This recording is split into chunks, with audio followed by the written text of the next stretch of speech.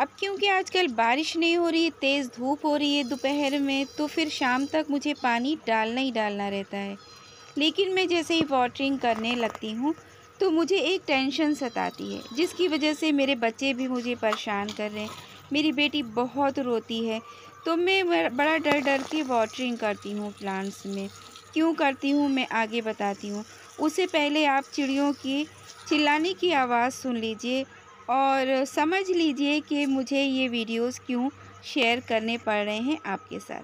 क्योंकि एक तरह से खुशी भी है और थोड़ी-सी टेंशन भी है।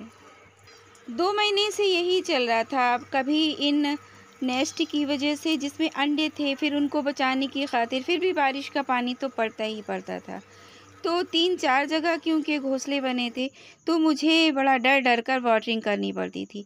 अब तो बच्चे को बचाने की खातिर मुझे डर-डर कर वाटरिंग करनी पड़ रही है। मैंने टैंक में डाल दिया उसको और पाइप को कि थोड़ा भर जाएगा। आज दिन भर में प्लांट्स काफ़ी सूखे-सूखे नज़र आ रहे थे और चिड़ियों के चिल्लाने की वजह से मैं इस जगह पर आई। देखिए कितना परेशान हो रहे हैं उनके पेरेंट्स। हुआ क्या कि दोपहर में ये बर्ड्स को मेरी बेटी 4-5 बार आकर देखी और फिर वो नीचे उठाकर ले गई, वहीं चुगाती हैं, रखती हैं अपने पास कि कोई कौवा वगैरह ना ले जाए। और फिर मैं लेकर आ जाती हूँ कि चिड़िया इसको खाना खिला देगी। तो मैं यहाँ पर पॉट में रख दिया इसको।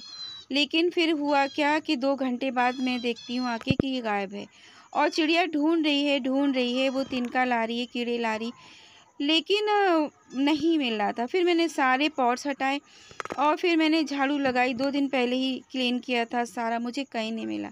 लेकिन जब मैं वाटरिंग करने लगी तो मैं सोच रही थी कि बच्चा भीग ना जाए, लेकिन आखिर मुझे मिल गया। शायद इस चिड़िया ही ने उसको ढूँढ कर टहनी पर बिठा रखा था, बिल्कुल छुपा कर।